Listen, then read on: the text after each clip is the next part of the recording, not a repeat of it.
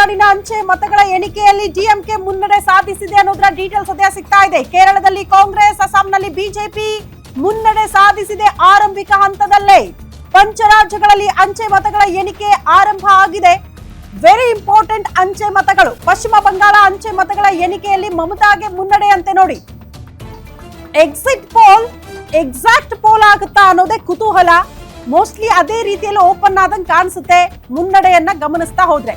ತಮಿಳುನಾಡಿನ ಅಂಚೆ ಮತಗಳ ಎಣಿಕೆಯಲ್ಲಿ ಡಿಎಂಕೆ ಮುನ್ನಡೆ ಸಾಧಿಸಿದೆ. ಕೇರಳದಲ್ಲಿ ಕಾಂಗ್ರೆಸ್, ಅಸ್ಸಾಂನಲ್ಲಿ ಬಿಜೆಪಿ ಮುನ್ನಡೆ. ಎಕ್ಸಿಟ್ ಪೋಲ್ಗಳ ಏನ್ ರಿಸಲ್ಟ್ ಕೊಟ್ಟಿತ್ತು ಹಂಗೆ ಮುನ್ನಡೆ ಸಾಧಿಸ್ತಾ ಇದೆ ಅಂತ. ಅಂಚೆ ಮತಗಳ ಎಣಿಕೆ ಕಾರ್ಯ ಬಳಿಕ ಇವಿಎಂ ಮತ ಎಣಿಕೆ ಆರಂಭ ಆಗುತ್ತೆ ಕೆಲ ಕ್ಷಣಗಳಲ್ಲಿ. ಸೊ ಆರಂಭಿಕ ಹಂತದಲ್ಲೇ ಅಂಚೆ ಮತಗಳ ಎಣಿಕೆ ಪ್ರಕ್ರಿಯೆ ಆರಂಭ ಆಗಬೇಕು. ಸೊ ಅದು ಆರಂಭ ಆಗಿದೆ. Very interesting. ಪಶ್ಚಿಮ ಬಂಗಾಳ ಮತ್ತೆ ಪಶ್ಚಿಮ ಬಂಗಾಳ ಇವತ್ತು. ಎಸ್, ಈಗಾಗಲೇ 5 ರಾಜ್ಯಗಳಲ್ಲಿ ಅಂಚೆ ಮತಗಳ ಎಣಿಕೆ ಆರಂಭ ಆಗಿದೆ. ತಮಿಳುನಾಡು, ಅಸ್ಸಾಂ, ಪುದುಚೇರಿ, ಕೇರಳ ಮತ್ತು ವೆಸ್ಟ್ ಬೆಂಗಾಲ್ ಎಲ್ಲ ರಾಜ್ಯಗಳಲ್ಲಿ ಮತ್ತು ದಾವಣಗೆರೆ ದಕ್ಷಿಣ, ಬಾಗಲಕೋಟೆಯಲ್ಲಿ ಅಂಚೆ ಮತಗಳ ಎಣಿಕೆ ಆರಂಭ ಆಗಿದೆ. ದಾವಣಗೆರೆ ದಕ್ಷಿಣದಲ್ಲಿ ಸ್ಟ್ರಾಂಗ್ ರೂಮ್ ಕೀ ಓಪನ್ ಆಗ್ತಾ ಇರ್ಲಿಲ್ವಂತೆ, ಅದಕ್ಕೆ ಸುತ್ತಿಗೆ ತಗೊಂಡು ಬಂದು ಪೂರ್ತಿ ಚಿಲ್ಕಾರೆ ಕಿತ್ತೆಸೆದು ಒಳಗಡೆ ಹೋಗಿದ್ದಾರೆ. ಅಂಚೆ ಮತಗಳ ಎಣಿಕೆ ಆರಂಭ ಆಗಿದೆ. ಅಂಚೆ ಮತಗಳ ಎಣಿಕೆಯಲ್ಲಿ ಯಾರು ಎಷ್ಟೆಷ್ಟು ಮುನ್ನಡೆ ಅನ್ನೋದನ್ನ ತಾವೀಗ ಸ್ಕ್ರೀನ್ ನಲ್ಲಿ ನೋಡ್ತಾ ಇದ್ದೀರಿ ವೀಕ್ಷಕರೇ. ತಮಿಳುನಾಡಲ್ಲಿ ಈಗಾಗಲೇ ಡಿಎಂಕೆ, ಎಐಡಿಎಂಕೆ, ಟಿವಿಕೆ ಮತ್ತು others. So DMK 5, AIADMK 1, TVK 3, others 0. So ತಮ್ಮ ಟಿವಿ ಸ್ಕ್ರೀನ್ ಮೇಲೆ, ಗ್ಯಾರಂಟಿ ನ್ಯೂಸ್ ಟಿವಿ ಸ್ಕ್ರೀನ್ ಮೇಲೆ ತಾವು ಅಂಚೆ ಮತಗಳ ಎಣಿಕೆಯನ್ನು ಆರಂಭ ಆಗಿದೆ. ಇನ್ನೇನು ಮಷಿನ್ಗಳು ಕೂಡ ಓಪನ್ ಆಗ್ತಾ ಇದ್ದ ಹಾಗೆ ಪ್ರತಿಯೊಬ್ಬರ ಭವಿಷ್ಯ ಹೊರಗಡೆ ಬರೋದಕ್ಕೆ ಆರಂಭ ಆಗುತ್ತೆ. ತಮಿಳುನಾಡು, ವೆಸ್ಟ್ ಬೆಂಗಾಲ್, ಕೇರಳ, ಪುದುಚೇರಿ ಮತ್ತು ಅಸ್ಸಾಂ ಸೇರಿದಂತೆ ದಾವಣಗೆರೆ ಮತ್ತು ಬಾಗಲಕೋಟೆ. ನಮ್ಮ ಟಿವಿ ಸ್ಕ್ರೀನ್ ಮೇಲೆ ನೀವು ಅಂಚೆ ಮತಗಳ ಎಣಿಕೆಯಲ್ಲಿ ಯಾರು ಮುನ್ನಡೆ ಅನ್ನೋದನ್ನ ತಾವು ನೋಡ್ತಾ ಇದ್ದೀರಾ. ಅಂಚೆ ಮತಗಳು ತುಂಬಾ ತುಂಬಾ ತುಂಬಾ ಇಂಪಾರ್ಟೆಂಟ್ ವೀಕ್ಷಕರೇ. ಯಾಕಂದ್ರೆ ಜಯನಗರದಲ್ಲೇ ಇಲ್ಲಿವರೆಗೆ ಫೈಟಿಂಗ್ ನಡೀತಾ ಇದೆ ಮತ್ತು ಶೃಂಗೇರಿಯಲ್ಲಿ ಈಗ ಪಾಪ ಜೀವರಾಜ್ ಅವರು 3 ವರ್ಷ ಆದ್ಮೇಲೆ ಸಿಹಿ ಹಂಚಿ ಸಂಭ್ರಮ ಪಡ್ತಾ ಇದ್ದಾರೆ. ಅಷ್ಟರ ಮಟ್ಟಿಗೆ ಅಂಚೆ ಮತಗಳು ವೆರಿ ವೆರಿ ವೆರಿ ಇಂಪಾರ್ಟೆಂಟ್. ನಾವು ನೋಡಿದೀವಿ, ಧ್ರುವನಾರಾಯಣ ಅವರು 1 ಮತಗಳ ಅಂತರದಿಂದ ಸೋತ್ ಹೋಗಿದ್ರು. ಸೊ ಹೀಗಾಗಿ one vote is very very important.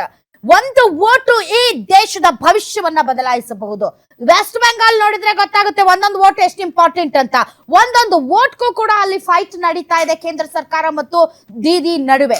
So ತಾವು ನೋಡ್ತಾ ಇರಬಹುದು, ಬೇರೆ ಬೇರೆ ರಾಜ್ಯಗಳ ಚುನಾವಣಾ ಅಂಚೆ ಮತಗಳ ಎಣಿಕೆ ಆರಂಭ ಆಗಿದೆ.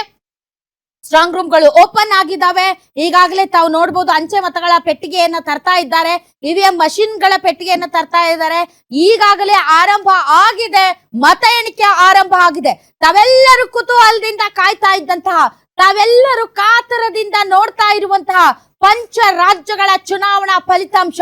ದಾವಣಗೆರೆ ದಕ್ಷಿಣ ಮತ್ತು ವೆಸ್ಟ್ ಬೆಂಗಾಲ್ ಹೋದಲ್ಲಿ ಬಂದಲ್ಲಿ ಕೇಳುವ ಏಕೈಕ ಪ್ರಶ್ನೆ, ಮೇಡಮ್ ದಾವಣಗೆರೆ ದಕ್ಷಿಣ ಏನಾಗುತ್ತೆ, ಮೇಡಮ್ ವೆಸ್ಟ್ ಬೆಂಗಾಲ್ ಏನಾಗುತ್ತೆ ಅಂತ. ವೆಸ್ಟ್ ಬೆಂಗಾಲ್ ಅಂತೂ ಡೆಫಿನೆಟ್ಲಿ ಅದು ನೆಕ್ಸ್ಟ್ ಲೆವೆಲ್ ಫೈಟ್. ಈ ತರ ನಾವು ನಮ್ಮ ರಾಜಕೀಯ ಚುನಾವಣಾ ಇತಿಹಾಸದಲ್ಲಿ ನೋಡಿದೀವೋ ಇಲ್ಲೋ ಗೊತ್ತಿಲ್ಲ. ಯಾಕೆಂದ್ರೆ ಇಡೀ ಕೇಂದ್ರ ಸರ್ಕಾರ ವೆಸ್ಟ್ ಬೆಂಗಾಲ್ ಅಲ್ಲಿದೆ. ಅಮಿತ್ ಶಾ ಅವರು 15 ದಿನದಿಂದ ವೆಸ್ಟ್ ಬೆಂಗಾಲ್ ಅಲ್ಲೇ ಬಿಟ್ಟಿದ್ದಾರೆ. ಅಷ್ಟರ ಮಟ್ಟಿಗೆ ವೆಸ್ಟ್ ಬೆಂಗಾಲ್ ನ ರಿಸಲ್ಟ್ ಏನಿದೆ ಅದು ಮೋದಿ ಅವರ ಪಾಪ್ಯುಲಾರಿಟಿ ಮತ್ತು ಮಮತಾ ಬ್ಯಾನರ್ಜಿ ಅವರ ಫೈಟಿಂಗ್ ಸ್ಪಿರಿಟ್, ಇದೆಲ್ಲದರ ನಡುವೆ ನಡೀತಾ ಇರುವಂತಹ ಒಂದು ಅದ್ಭುತವಾದಂತಹ ಹೋರಾಟ. ವೆಸ್ಟ್ ಬೆಂಗಾಲ್ ಒಂದೇ ಬಾಕಿ ಇತ್ತು ಬಿಜೆಪಿಯ ವಿಜಯ ಪತಾಕೆಯನ್ನ ಹಾರಿಸೋದಕ್ಕೆ. ಸೊ ವೆಸ್ಟ್ ಬೆಂಗಾಲ್ ತನ್ನದಾಗಿಸಿಕೊಂಡ್ರೆ ಬಿಜೆಪಿ ಹೇಳ್ಬಹುದು ಇಂಡಿಯಾ ಮೇರಾ ಮುಟ್ಟಿ ಮೇ ಹೈ ಅಂತ. ಸೊ ಇಡೀ ಭಾರತ ನನ್ನ ಮುಷ್ಟಿಯಲ್ಲಿ ಇದೆ ಅಂತ. ಅಷ್ಟರ ಮಟ್ಟಿಗೆ ವೆಸ್ಟ್ ಬೆಂಗಾಲ್ ಇಸ್ ವೆರಿ.